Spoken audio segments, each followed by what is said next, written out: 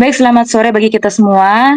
Jadi, perkenankan kami untuk saat ini akan mempresentasikan hasil diskusi kami mengenai kenali nilai-nilai luhur kearifan budaya lokal untuk penguatan karakter murid refleksi pemikiran Ki Hajar Dewantara.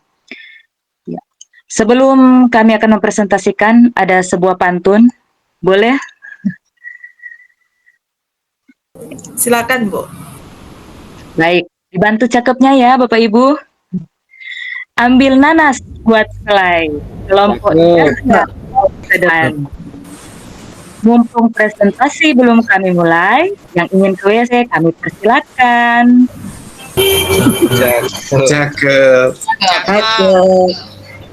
Lanjut ya Bapak Ibu. Oke, jadi perkenalkan ini presentasi diskusi kelompok kami. Jadi sengaja kami menamakan kelompok kami Jagia, karena Jagia ini merupakan inisial dari nama-nama anggota kelompok kami, bimbingan pengajar praktik Ibu Estefina Mandagi, Pak Joike Weken, Ibu Adisti Rambing, Ibu Golda Talumewo, Ibu Yola Patirani, dan Ibu Agrevin Lensun. Jadi kelompok kami adalah kelompok Jagia. Kalau bahasa Koreanya, Jagia. Mudah-mudahan kami bisa menjadi kelompok yang saling menyayangi. Oke, kita lanjut ya. Baik, untuk presentasi kami pada saat ini sudah kami alokasikan untuk presentasi kurang lebih 15 menit, tanggapan 8 menit, tanya jawab 7 menit, jadi total 30 menit. Oke, kita akan segera mulaikan untuk presentasi kelompok kami. Masih ada pantun pengantar presentasi. Dibantu cakepnya lagi ya Bapak Ibu. Jalan-jalan ke Paku Ureja. Jangan lupa lewat Bangka. Cakep. Dua, tiga, presentasi akan segera kita buka. Satu, Oke, Bapak Ibu sekalian, jadi kemarin bagaimana kami sudah berdiskusi di ruang kolaborasi, yaitu mengenali nilai-nilai luhur kearifan budaya daerah asal yang relevan menjadi penguatan karakter murid sebagai individu sekaligus sebagai anggota masyarakat untuk menebalkan laku murid dan menuntun kekuatan kodrat murid yang dapat diimplementasikan pada konteks lokal budaya. Oh, sebentar ya, saya lupa tampilkan pengatur waktu. Oke, tadi saya belum lihat.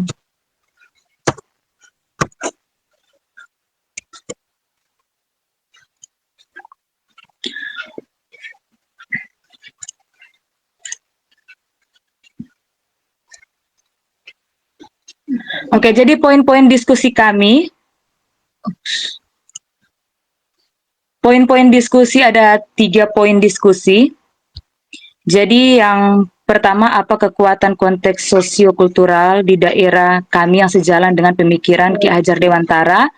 Kemudian yang kedua, bagaimana pemikiran Ki Hajar Dewantara dapat dikontekstualkan sesuaikan dengan nilai-nilai luhur kearifan budaya daerah asal yang relevan menjadi penguatan karakter murid sebagai individu sekaligus sebagai anggota masyarakat pada konteks lokal sosial budaya.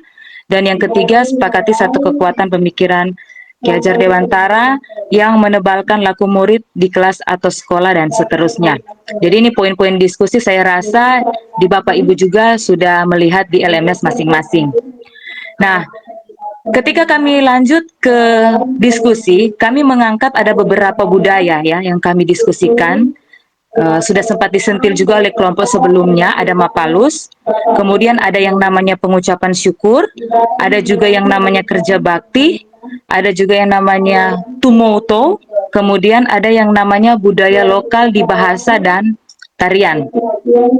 Nah, Bapak Ibu sekalian, dari budaya-budaya yang tadi, jadi ada pengucapan syukur, Mapalus, kerja bakti, tumoto, budaya lokal. Kalau Mapalus saya tidak akan menjelaskan lagi karena kita sudah bahas cukup lama tadi di kelompok. Kemudian ada yang namanya pengucapan syukur, kita tahu bersama kalau di Minsel dan di rata-rata wilayah itu ada yang namanya budaya pengucapan syukur. Kerja bakti juga Bapak Ibu paling sudah tahu kerja bakti itu bagaimana. Tumoto ya, bagaimana kita sebagai manusia memanusiakan manusia lainnya dan juga ada yang namanya budaya lokal dalam hal bahasa dan tarian. Dari kelima budaya yang kami diskusikan ini, yang diangkat dari budaya wilayah kami masing-masing, ada nilai-nilai luhur yang kami angkat.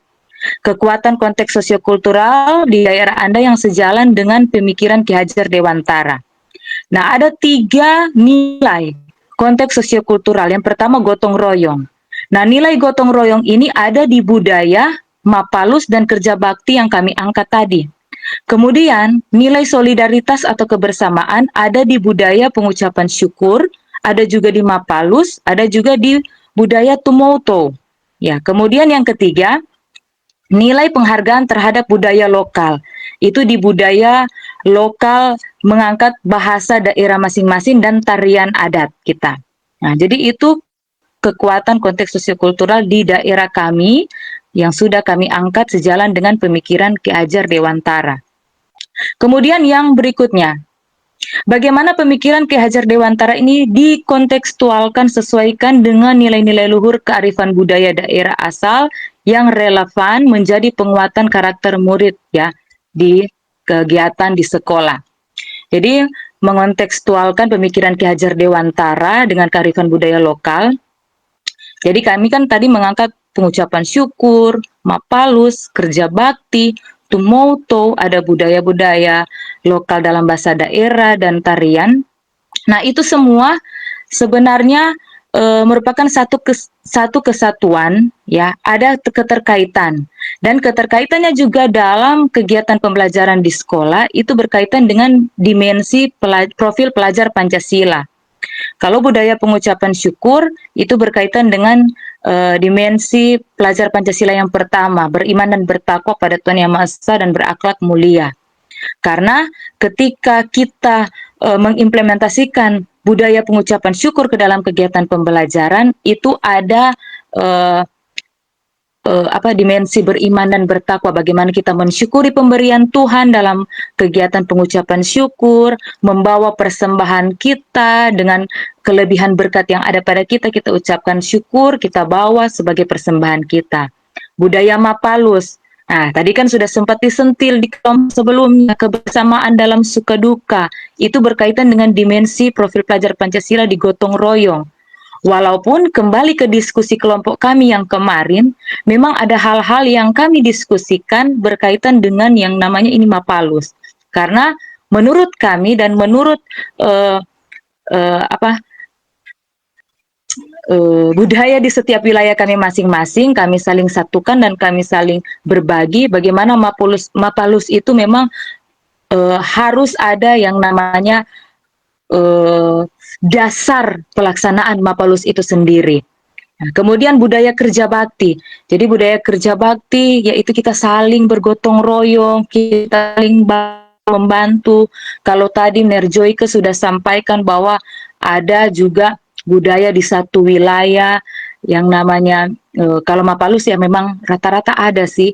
Ada juga kemarin saya sempat ikuti ada satu wilayah bagaimana gotong royong itu dikaitkan dengan misalnya kalau ada mau pindahkan rumah, jadi para masyarakat itu membantu untuk mengangkat rumah sama-sama, itu masih ada, walaupun memang rata-rata sekarang sudah semakin maju ya wilayah-wilayah kita masing-masing, tapi tetap masih ada juga budaya kerja bakti seperti itu.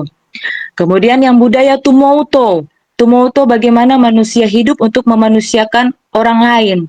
Nah, kalau kita mau implementasikan dalam kehidupan kita sehari-hari, kalau kita ada kelebihan berkat, kita bisa membantu orang lain yang sedang dalam kesusahan. Kalau sebentar ya. Ya, kalau di pelaksanaan masyarakat pemerintah dikaitkan dengan kegiatan pendidikan yang ada di sekolah, itu biasanya ada yang namanya beasiswa, PIP. Sebenarnya PIP itu juga sudah masuk dalam kegiatan tumoto juga. Karena apa? Karena kelebihan berkat dari kita, misalnya dari orang-orang yang berkelebihan, diberikan kepada pemerintah, kemudian pemerintah salurkan kepada mereka-mereka atau para siswa, keluarga yang perlu mendapatkan bantuan pendidikan lewat beasiswa, PIP, dan sebagainya. Kalau ada di salah satu universitas juga, kalau saya tidak salah ya, salah satu universitas di Sulawesi Utara, mereka juga membuka namanya seleksi lokal universitas mereka Tumoto T2. Sebenarnya ada nilai-nilai T2 di situ yang mereka terapkan karena bagaimana mereka membantu para calon mahasiswa baru untuk dipermudah masuk ke universitas tersebut. Jadi memanusiakan orang lain. Ya. Kemudian yang budaya lokal, bahasa dan tarian adat. Nah, kalau kami di kelompok kami ini, kami ada yang dari Yapo, ada yang dari Mayasaan, ada yang dari Amurang, saya, ada yang dari Tetapaan. Bukan tidak mungkin kami dari perbedaan wilayah ini ada perbedaan ya. Dan tentunya dari perbedaan budaya, dari bahasa, tarian-tarian adat ataupun budaya-budaya lainnya juga itu dikontekstualkan dalam penguatan pendidikan yang ada di kita masing-masing satuan pendidikan. Nah, bagaimana? Kita akan lihat untuk slide berikutnya. Jadi contoh, ya, jadi kami berikan contoh.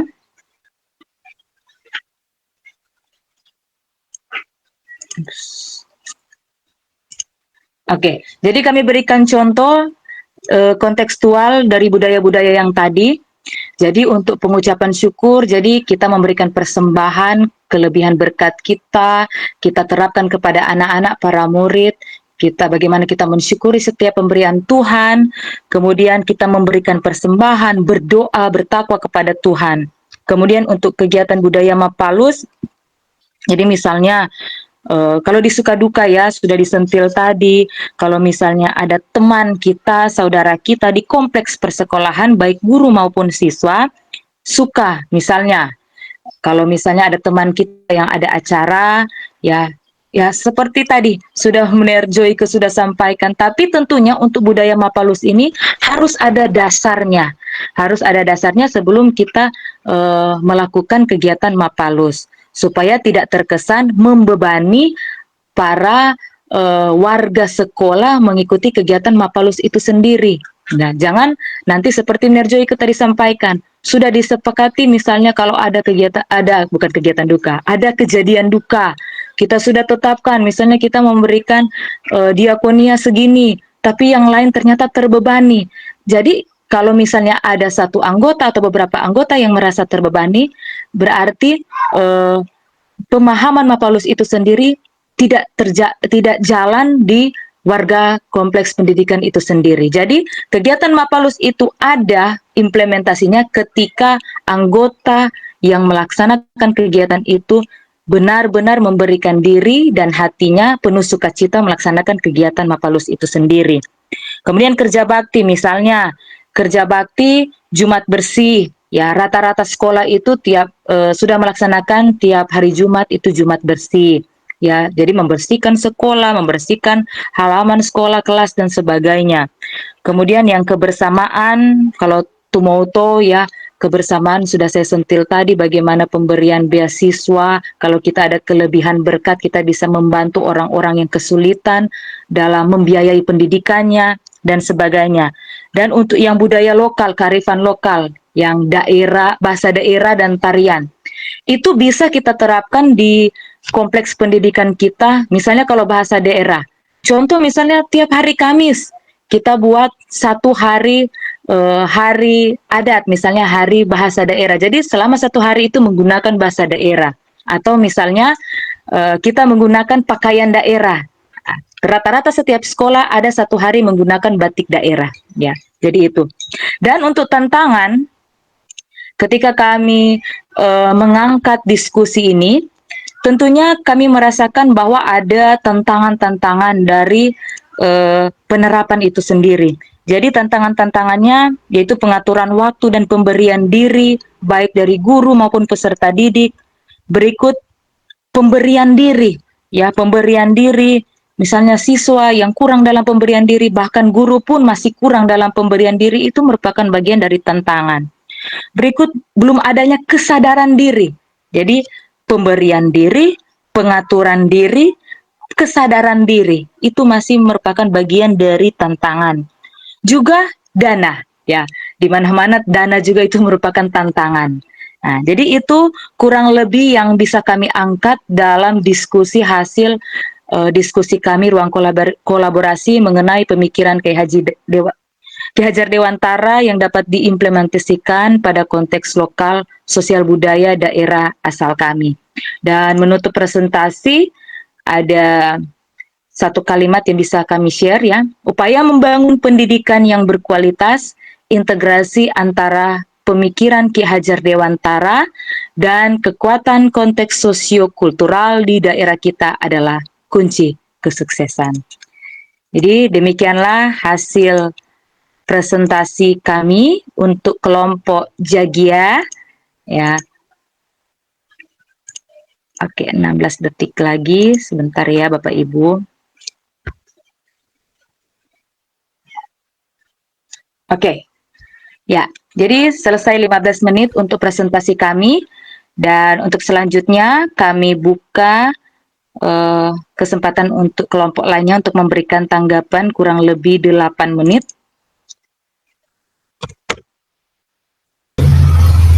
Ya, oke, langsung saja menanggapi dari penjelasan tadi. Yang saya dengar ada kata tadi di dalam penjelasan ada kata sitou timoto yang maksudnya manusia hidup untuk menghidupkan orang lain.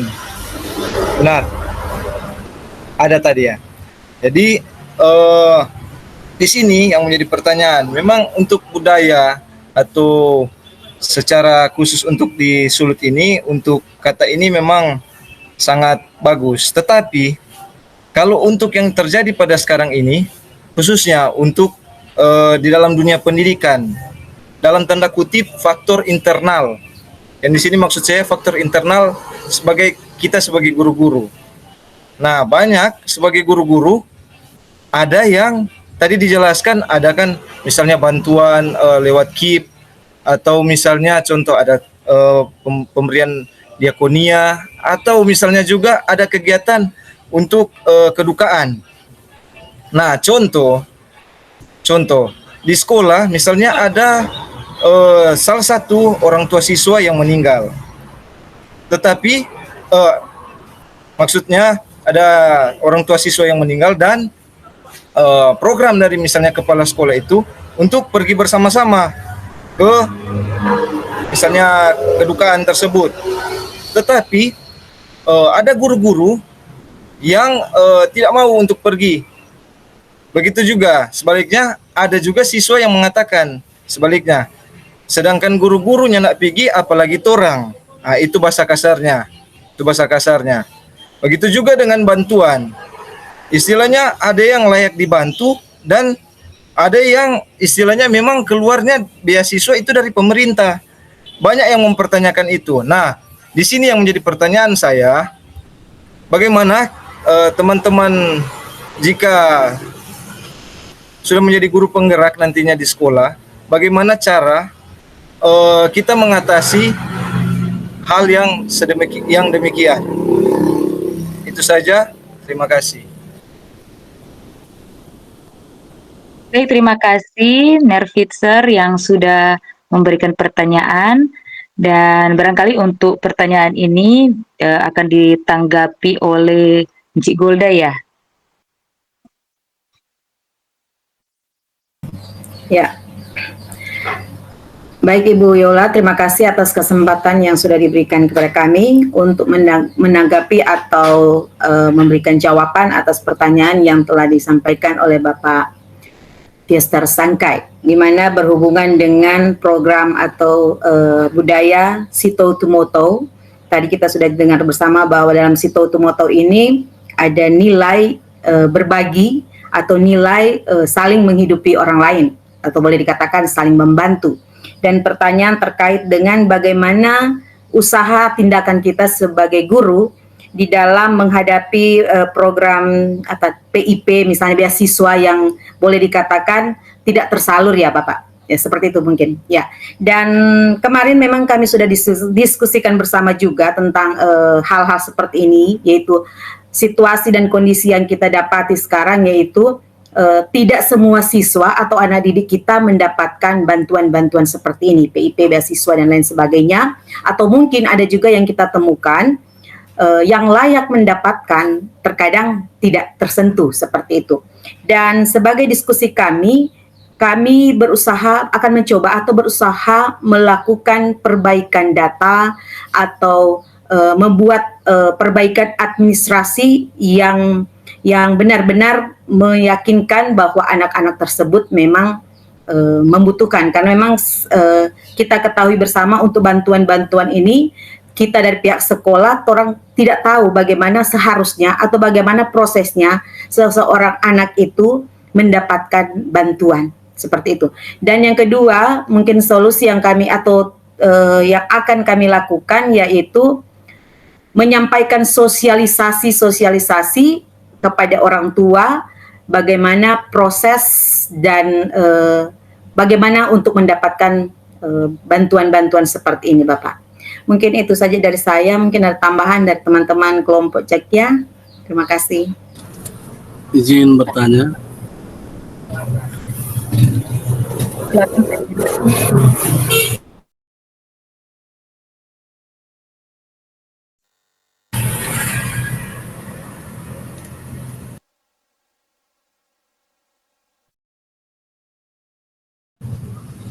Silakan Bapak. Nah, terima kasih untuk kesempatan. Tadi sudah sangat jelas penjelasan dari teman-teman.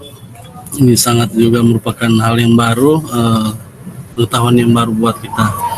Tapi menariknya bagi saya, pertama saya ingin bertanya, apa alasan mengangkat kerja bakti sebagai salah satu budaya lokal daerah? Kalau menurut saya kerja bakti kan ini di mana-mana itu ada ya, maksudnya bukan hanya di daerah Minahasa, mungkin di seluruh Nusantara ini kerja bakti itu ada.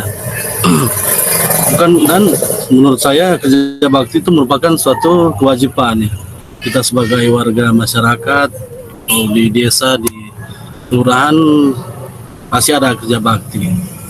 Jadi itu apa alasannya? Itu pertanyaan pertama. Kemudian yang kedua, ingin menanggapi pernyataan tadi dari Ibu mengenai Mapalus ini dalam konteks tadi kalau memberikan uang diakonia ya. Kalau biasanya kalau di sekolah kalau memberikan uang diakonia itu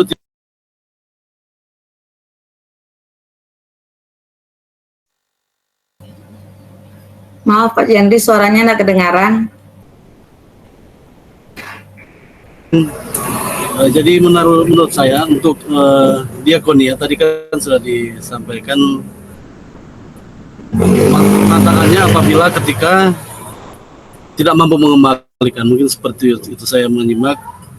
Tapi kita menyimak kembali esensi dari Mapalus itu sebenarnya adalah kebersamaan, saling membantu satu dengan yang lainnya di dalam satu kelompok.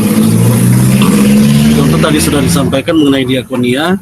Kalau sebenarnya diakonia itu biasanya setahu saya itu tidak dipatok harga berapa ya, maksudnya diberikan berapa, dikembalikan berapa. Tidak ada orang yang ingin mendapat mungkin bagian seperti itu. Tapi kembali lagi kepada esensi Mapalus, sebenarnya itu adalah rasa kebersamaan, gotong royong. Di sana ada disiplinnya, ada aturannya yang harus disepakati tentunya, dan ini menurut saya juga ini baik diterapkan di dunia pendidikan. Demikian untuk tanggapan dan pertanyaan, dikembalikan kepada Ibu Yola. Ya. Silakan Bu Golda kalau mau langsung ditanggapi. Terima kasih atas pertanyaan yang kedua dari Bapak Jendri tadi berhubungan dengan mengapa kami memilih kerja bakti. Kalau dilihat di mana-mana daerah semua ada kerja bakti. Dan alasannya, sebelum saya menjawab pertanyaan ini, kami ingin menjelaskan sedikit tentang Mapalus dan kerja bakti. kalau kita lihat Mapalus dan kerja bakti dia punya roh sebenarnya sama, yaitu gotong. Tetapi kalau kita lihat roh Mapalus ini dari Mapalus yang sebenarnya, kalau orang melihat dari budaya yang ada, Mapalus ini skalanya lebih besar dari kerja bakti. Kalau orang pe kampung sebenarnya ada nama kerja bakti, tapi mungkin karena kita berbeda-beda tempat, jadi kemarin kami sepakat untuk mengambil kata kerja bakti. Jadi Mapalus dia lebih besar dan dia lebih ada pada aturan-aturan yang mengikat orang-orang yang tersebut, orang-orang yang ada di dalam kelompok Mapalus itu untuk melakukan gotong royong bersama. Sedangkan kerja bakti skalanya atau dia punya proyek lebih kecil dan bahkan itu kalau kerja bakti ini dia lebih ke sukarela. Misalnya dalam di kampung ada kegiatan untuk membersihkan area perkampungan atau membersihkan RT atau RW begitu. Jadi dia lebih masuk ke kerja bakti. Itu lebih kepada rasa sukacita kita sebagai warga untuk saling membantu. Jadi itu mengapa kami memilih kerja bakti itu terpisah dari Mapalus. Gitu pertanyaan yang pertama Bapak. Berikut yang kedua, tadi Mapalus, mungkin ini hampir sama ya Bapak, berkaitan ya. Mengapa Mapalus tadi kami sudah jelaskan ada perasaan diakonia seperti itu, ada perasaan di mana orang harus bertanggung jawab atau ada perasaan-perasaan terbebani. Karena diskusi kami kemarin memang dari awal kami sudah membedakan Mapalus ini dengan kerja bakti. Mapalus berarti ada hal-hal yang orang harus bayar, ada yang harus orang taati, aturan-aturan yang mengikat di dalamnya. Sedangkan kerja bakti adalah kegiatan yang datang dari hati kita sendiri untuk terlibat dalam suatu kegiatan. Mungkin itu yang bisa saya berikan, mungkin dari teman-teman kelompok Jakia bisa membantu. Dipersilakan.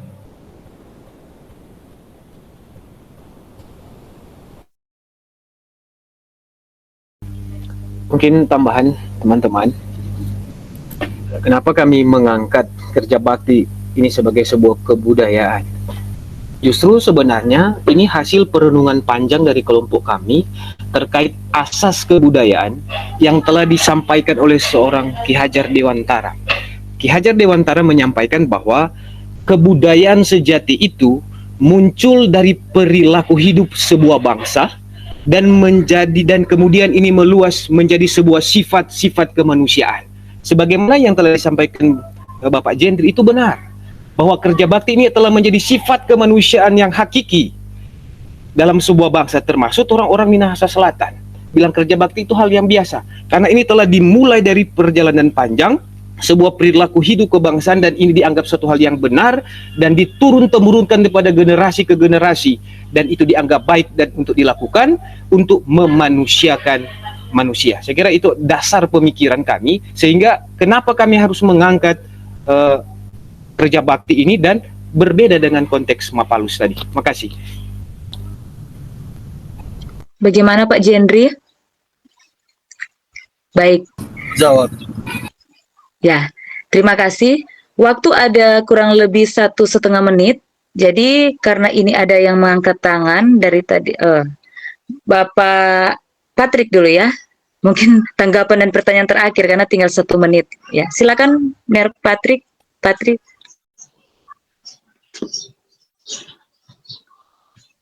Ya, saya sengaja mematikan kamera agar supaya lebih menangkap signal karena sedikit ada gangguan.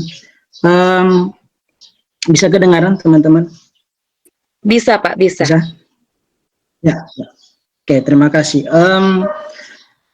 Tadi dari kelompoknya Ibu Yola mengangkat satu topik tentang ucapan syukur, ya, pengucapan syukur. Nah, kita tahu pengucapan syukur di Minsel itu ya sangat wow, ya, luar biasa. Ada yang apa istilahnya enggak panen tetapi tetap mengucap syukur, itu luar biasa ya. Ada dorong istilah biar berutang yang penting makan babi utang ya. Nah, hendak mengaitkan dengan konteks pendidikan kita di sekolah kita masing-masing. Saya langsung saja dengan pertanyaan karena tinggal 13 detik. Apakah pengajaran ucapan syukur di sekolah itu menunjukkan perubahan positif dalam perilaku siswa? Yang kedua, bagaimana pengajaran ucapan syukur itu mempengaruhi hubungan sosial dan emosional siswa? Nah, kira-kira 2 pertanyaan itu saja, dan terima kasih. Baik, terima kasih. Untuk teman-teman kelompok, ada yang bisa menanggapi?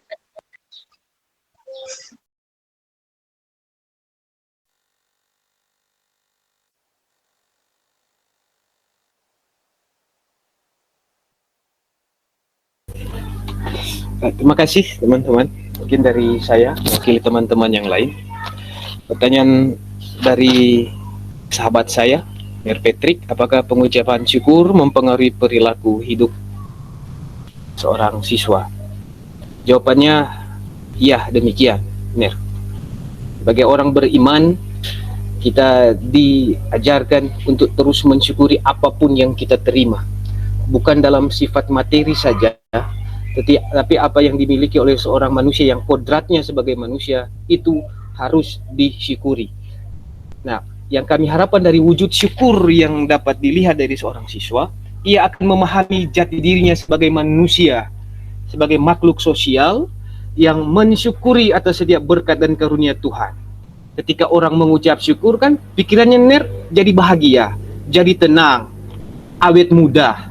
Dia dapat lihat ada kebahagiaan yang terpancar dalam diri seseorang manakala ia selalu mengucap syukur. Nah, hal-hal seperti ini yang kami harapkan sebagai seorang pendidik manakala seorang siswa ia terlihat ada rasa mengucap syukur untuk mengawali segala aktivitas kegiatan termasuk di sekolah. Saya pikir itu dulu karena waktu sudah habis. Mungkin kalau ada tambahan dari teman-teman, dipersilakan.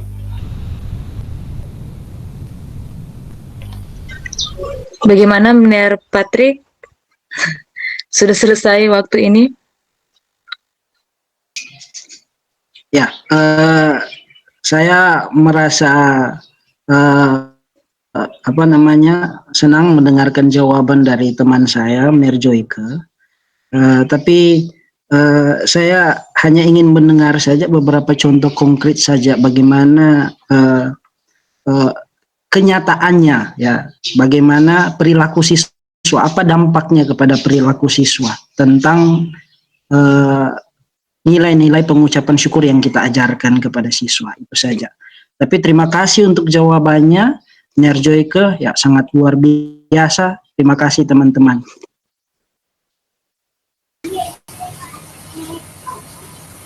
Mungkin sedikit menambahkan ya mengenai pengucapan syukur untuk para siswa kita. Jadi seperti yang sudah sering kita lihat, kalau pengucapan itu ada selain memberi sampul di gereja, ada juga berbagi dengan keluarga, sahabat, teman, tamu ketika datang berkunjung di tempat tinggal kita.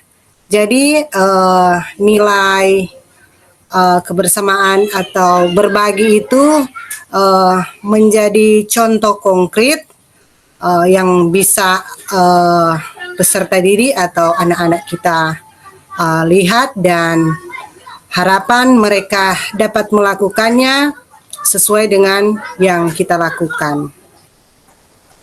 Mungkin itu, terima kasih.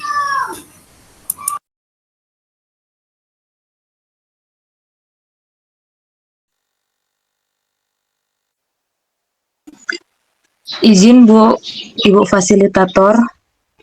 Ini banyak sekali peminat ini Bu, sudah mengangkat tangan. Bagaimana ini Bu? Saya sudah bingung ini Bu. Baik Bapak Ibu, kita konsisten saja dengan waktu ya. Iya. Jadi Iya. mohon izin ya bagi Bapak Ibu yang sudah raise hand ini waktunya sebenarnya sudah lewat 3 menit ya. Iya. Tapi tidak mengapa Bapak Ibu, sama yang saya sampaikan ada waktu toleransi ya. Jadi terima kasih banyak ya buat kelompok Jagia. Oh Wah, keren namanya ini ya. Mari kita beri apresiasi untuk kelompok Jagia.